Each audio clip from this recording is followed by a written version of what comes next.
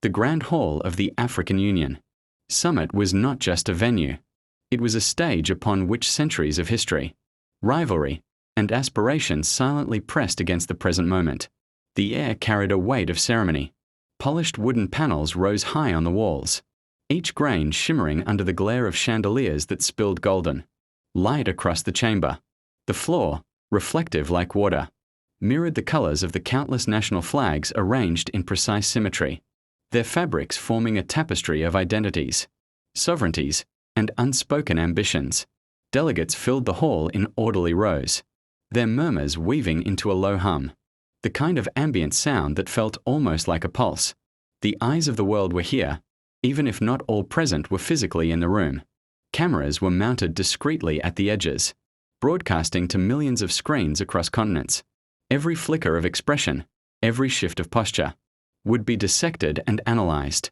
In capitals far beyond the African Union, headquarters in Addis Ababa, at the center of the room stretched a long mahogany table, polished to such perfection it seemed almost untouchable. On one side, seated with practiced composure, was Benjamin Netanyahu, the Prime Minister of Israel. His suit was immaculate, every fold deliberate, his tie knotted with the precision of a man who had spent decades under the unforgiving scrutiny of cameras. His eyes, sharp and calculating, moved across the hall with the assurance of someone accustomed to commanding attention. To the Western press, he was a figure of resilience, a man hardened by conflict, politics, and the perpetual balancing act of survival. On the opposite end sat Ibrahim Traoré, the young president of Burkina Faso, his presence carrying a gravity of a different kind.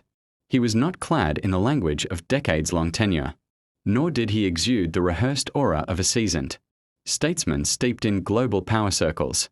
Instead, what radiated from him was conviction, raw, unpolished, but undeniable. He was young, perhaps too young by the standards of some of the elder statesmen in the room, but there was something about the steadiness in his eyes, the quiet command in his posture, that made it impossible to dismiss him as inexperienced. The opening remarks of the summit had been routine, speeches on economic cooperation, scripted commitments to partnership, ceremonial affirmations of unity. Yet underneath the diplomatic formalities, the room was charged, restless. Everyone could feel it, the anticipation of something unscripted, something real. It was Netanyahu who broke the rhythm first. He leaned slightly forward, his voice amplified by the microphone but sharpened by deliberate cadence. "We control the future," he said. The words landed with force, not because they were shouted but because they were, uttered with the kind of assurance that came only from a man who believed them. His gaze swept across the hall, lingering on diplomats, ministers, and leaders as if collecting their silent agreement. The statement was not a mere remark. It was a declaration, a reminder of hierarchy, a signal that despite the flags, despite the rows of sovereign nations represented in the hall, the axis of power still ran through certain capitals, and his was among them. For a moment, the air thickened. Silence stretched just long enough for the weight of his words to press against everyone present. All eyes turned toward Ibrahim Traoré. The Burkinabe leader did not move immediately. His expression was calm, almost unreadable. No frown, no smirk, no flicker of intimidation. He let the silence breathe, allowed Netanyahu's words to settle into the atmosphere, like dust waiting to be swept aside. Then, with measured grace, he leaned toward his microphone. "Not our future." The reply was steady, calm, but carried an undertone of steel that reverberated through the hall. It was not volume that gave it power but conviction. Each syllable seemed to strike like a hammer, firm, deliberate, unyielding. Delegates stirred in their seats. Some straightened, others exchanged quick glances. A few Western diplomats scribbled in their notebooks with frantic urgency, sensing the beginning of a narrative shift that no one had planned for. Netanyahu's brow furrowed slightly, a micro-expression almost lost beneath his otherwise composed mask. He covered it with a faint, dismissive smile, the kind used by men who had spent years in politics, an attempt to minimize defiance, to reduce resistance to naivety. But the tension had already shifted. The hall was no longer a chamber of polite diplomatic exchange. It had become an arena, The clash was no longer about policy papers or trade partnerships. It was about ownership, about who could claim the authority to define the narrative of tomorrow. Cameras clicked in rapid succession, their flashes exploding like lightning, freezing the confrontation in digital memory. Moderators exchanged uneasy glances, their carefully planned agenda slipping through their fingers as the two men at the table steered the summit toward something far more volatile. Netanyahu adjusted his tie, leaning back with a practiced air of confidence. "President Traoré," he began, his tone coded in civility but carrying a subtle edge. "Africa's progress will always be linked to the stability and support offered by nations like mine. History proves it, and the future will too."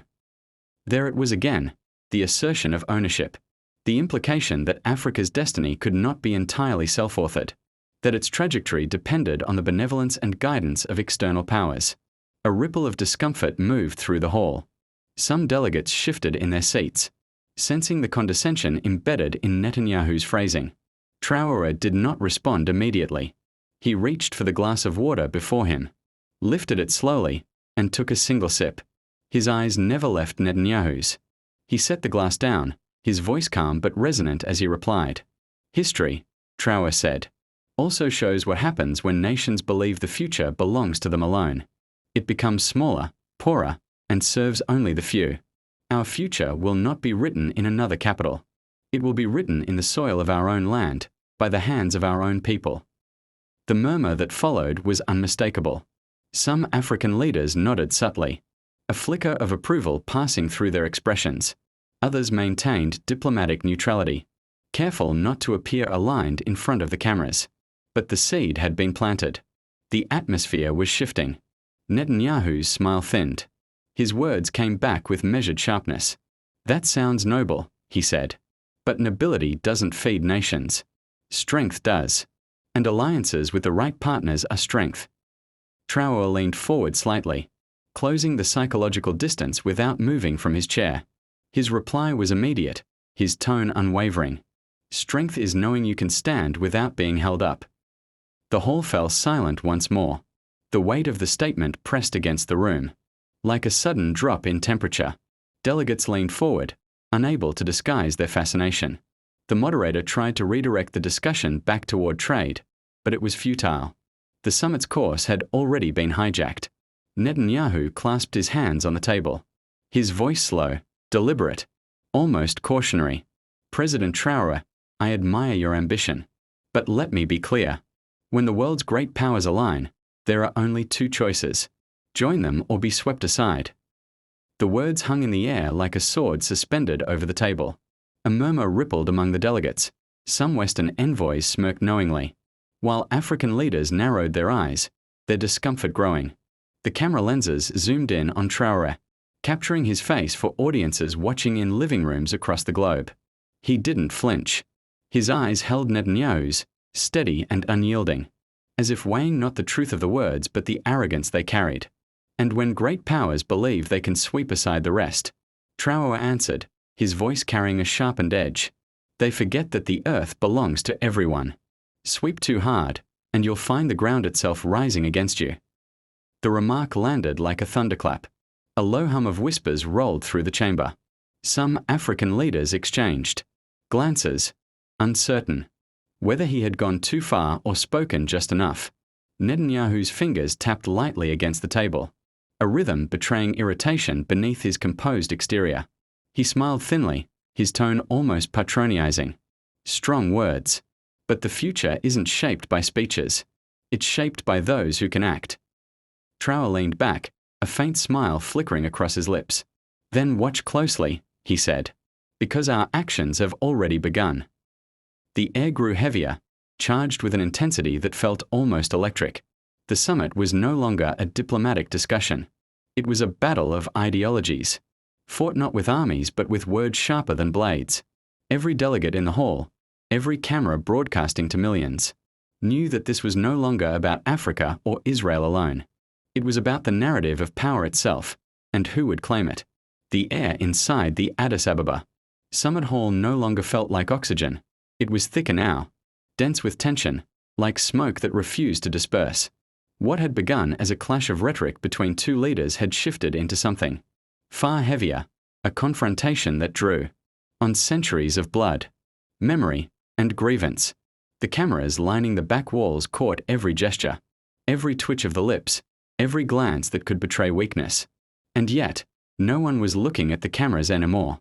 All eyes were locked on the two men at the center of the storm, Benjamin Netanyahu, the Prime Minister of Israel, and Ibrahim Traoré, the young revolutionary from Burkina Faso. Netanyahu leaned slightly forward in his seat, his hands clasped together on the polished mahogany desk. His voice carried the kind of resonance that came not just from practice, but from decades of defending his country on global stages. "You speak of justice, Captain Traoré," he said, his tone measured, almost paternal. "But justice is not an abstract ideal. It is the hard reality of survival. For thousands of years, my people wandered, stateless, persecuted, hunted. We carved out a homeland from the desert and defended it against overwhelming odds. Do you dare lecture us, who rebuilt ourselves from ashes, on the meaning of resistance?" A ripple ran through the hall. Some delegates nodded, others frowned. The weight of history Netanyahu invoked was not trivial. It resonated even with those who opposed him. But Traoré did not flinch. He straightened, his uniform sharp against the golden light that spilled through the skylights above. His voice, low at first, rose with every word. "Yes, I dare. Because survival is not an excuse for oppression. Your people's suffering does not give you the right to inflict suffering on others. You invoke history as a shield. But history does not absolve you of the blood of children, buried beneath the rubble of Gaza." The name, Gaza, hung in the air like a detonation. Even the interpreters hesitated, their voices faltering in their headsets as if the word itself carried too much weight to translate. Netanyahu's jaw tightened. "You sit here, in a suit of borrowed power, in a hall built by international donors, and you accuse us? You, whose country has received billions in aid while failing to build stable governance. You, who took power not by ballots but by force of arms. What gives you the moral authority to stand as judge over Israel?" Gasps followed. Netanyahu had struck at the core of Traoré's legitimacy, painting him as a usurper. But instead of recoiling, Traoré leaned in, his eyes burning with something beyond anger. It was conviction sharpened into steel. "My authority," Traoré thundered, "comes from the people who rise barefoot against tanks, from the women who farm land poisoned by foreign corporations, from the youth who refuse to bow to a world order built on exploitation. You mock my revolution because it was not bought by dollars or blessed by Paris, London, or Washington. But I tell you this, the revolution is more legitimate than any government propped up by bombs and silence." The hall shook with applause, not from everyone, but from enough. Delegates from Mali, Niger, South Africa, and even a few Latin American representatives clapped, their palms echoing like gunfire in the chamber. Netanyahu, unshaken, waited for the noise to die. His voice turned sharp, precise, a scalpel to counter Traoré's hammer. "You speak of imperialism, yet you ally yourself with regimes that crush their own people. You denounce colonialism, yet your model of governance is nothing but militarism in new clothes. Tell me, Captain, when the cheering fades, when the dust of your revolution settles, what freedom will your people truly have? Or will you be yet another strongman writing slogans in blood?" The words landed like knives. For a moment, the young leader was silent. But silence was not weakness. It was calculation. Traoré let the accusation hang. Let the hall taste its bitterness, before replying with a clarity that cut through the air. Better a strongman chosen by the struggle of his people than a leader chosen by foreign lobbies in Washington. Better a soldier who fights for dignity than a politician who trades it for weapons. You accuse me of militarism? Look to your own state, where every child grows under the shadow of a gun. You accuse me of hypocrisy?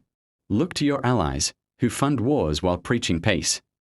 The hall erupted again, this time louder, sharper. Some clapped, others jeered. The chamber was no longer a diplomatic hall. It had become an arena. The translators raced to keep up, their voices overlapping in chaos. At the edge of the room, the African Union chairperson raised a hand, trying to restore order, but the momentum had already escaped her grasp. Delegates were no longer passive observers. They were leaning forward, whispering to each other, calculating alliances. The confrontation had torn open something deeper. The question of who got to define justice in the 21st century. Netanyahu stood now, abandoning the formality of remaining seated. His voice thundered across the chamber. You dare stand here, a man of 35, and lecture us on morality? You, who commands a fragile state held together by rhetoric and guns. Israel has endured for 75 years in the heart of a hostile region. Can your revolution last 75 months? The silence that followed was not the silence of submission but of awe. Every delegate, every aide, every journalist held their breath. Then, unexpectedly, a delegate from South Africa rose. His voice, heavy with memory, carried into the chamber. We once heard the same arguments from apartheid, security, survival, destiny, and we buried that system too. The words cut Netanyahu deeper than Traoré's defiance ever could. His eyes flicked, just for a moment, toward the South African delegate, and in that glance, the vulnerability of history broke through his armor. Traoré seized the moment. His voice dropped, quieter now, but heavier. History does not forgive forever. The oppressed remember. And when they rise, no iron dome, no wall, no army will stop them. Not in Gaza. Not in Africa. Not anywhere. The hall was trembling, not physically but spiritually, like a drum stretched to its breaking point. The confrontation was no longer between two men. It was between two worlds, two visions of power. And though no one could yet declare a victor, it was clear that something irreversible had been set in motion. The cameras kept rolling. The world kept watching. And the battle of words had become a war of destinies. The conference hall had transformed into something far beyond its original purpose. What began as a forum for dialogue had become a crucible of history, where the arguments of two men, Traoré and Netanyahu, were no longer merely words. They were the distilled voices of centuries, carrying with them the weight of oppression, resistance, conquest, and liberation. The audience was no longer passive. Each leader in the room, each journalist watching from the shadows, each aide holding their breath understood that this confrontation was shaping not only the narrative of the present, but also the trajectory of the future. Netanyahu stood firm, his posture unyielding, his voice sharper than steel. You speak of justice, Captain Traoré, he said, his tone cutting through the thick silence like a blade. But justice without security is chaos. And chaos, history has taught us, devours nations.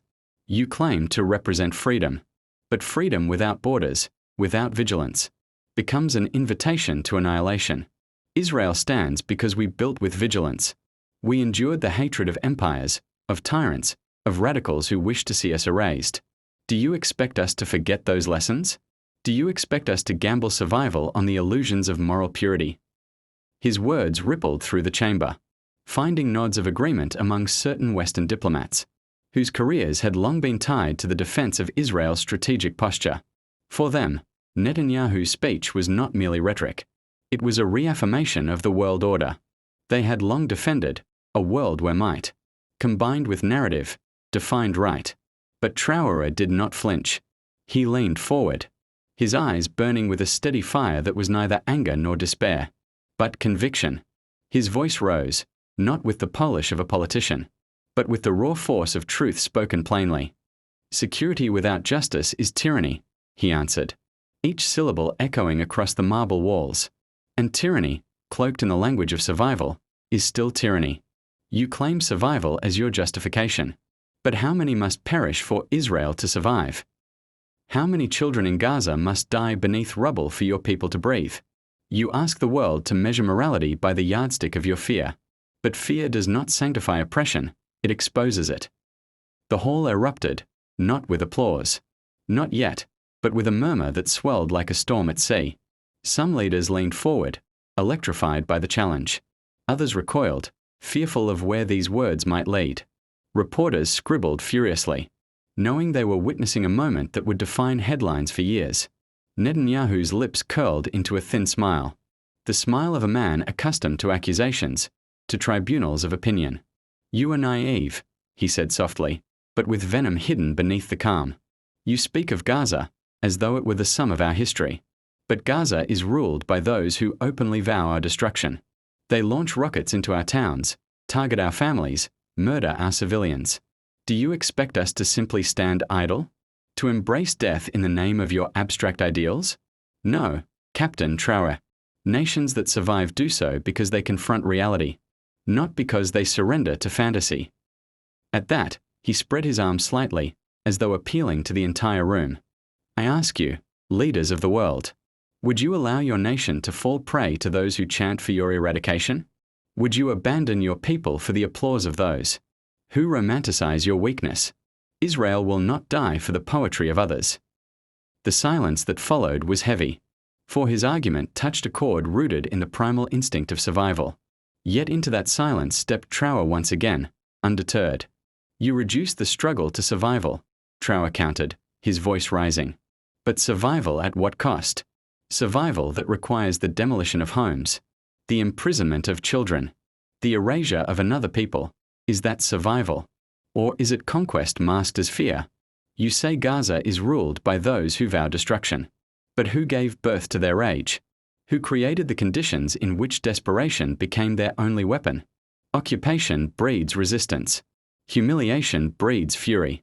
Strip any people of dignity, and they will respond with whatever tools remain to them. Do not feign innocence when you have forged the very desperation you condemn. The hall trembled with the gravity of his words. Several leaders shifted uncomfortably, for Traoré's accusation did not stop at Israel. It implicated the entire system that had enabled decades of conflict. Cameras caught every expression, some faces pale, some hardened, some alight with a new and dangerous hope. For the first time, Netanyahu's face betrayed a flicker of unease, though quickly masked by defiance.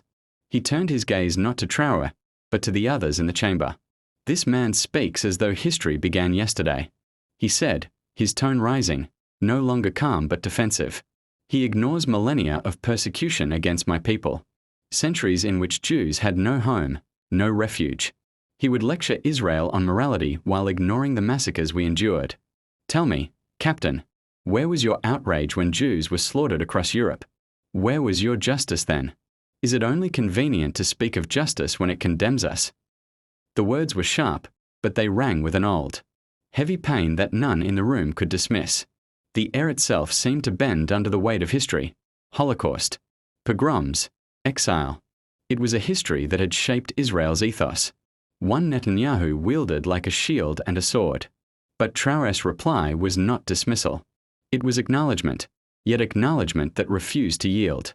Yes, he said solemnly, your people suffered unspeakable horrors. The Holocaust remains a wound not only upon Jewish history, but upon all humanity. It was an atrocity that should have ended the age of oppression forever. But instead, it became the justification for a new cycle of oppression, where the oppressed became oppressors, where trauma was transmuted into tyranny. Do not mistake recognition for absolution.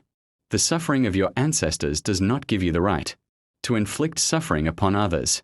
If anything, it should have taught the sacredness of life, the sanctity of dignity, for all, not just for yourselves. The hall froze. It was as though time itself had stopped, the chandeliers above hanging motionless, the breaths of the audience caught in their throats. It was not a denial of Jewish suffering, but a radical reframing, a challenge to break the chain of oppression rather than extend it. For a long moment, Netanyahu said nothing. His jaw tightened, his eyes narrowing.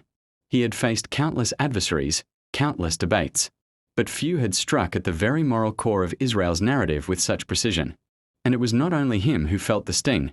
The entire edifice of global politics, built on selective memory and managed morality, was trembling.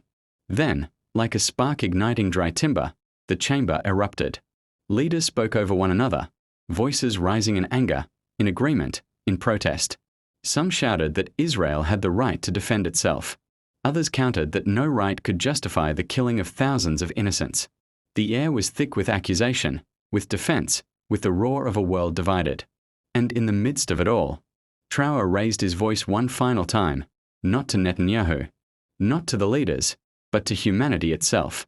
History watches us tonight, he thundered, his voice reverberating through marble and flesh alike. not as Israelis or Palestinians, not as Africans or Europeans, but as humans. The question before us is simple. Shall power continue to define truth? Or shall truth finally define power? We can choose to cling to fear, to walls, to bombs, to the delusion that survival can be bought with blood. Or we can choose justice, not as an ideal, but as a practice. A world where no child sleeps beneath drones, where no people are condemned to cages, where no trauma becomes an excuse to create new trauma. The path is ours to choose. And know this, the future will not forgive cowardice. It will remember who stood for humanity, and who hid behind history to justify its betrayal. The final words hung in the air like thunder long after lightning had struck. The chamber was silent, not from agreement, not from surrender, but from the realization that nothing would ever be the same again. The confrontation was over, but its echoes would ripple through capitals, through movements, through the very soul of humanity. For in that hall, between Traoré and Netanyahu, the old world had been challenged, and a new one had been demanded.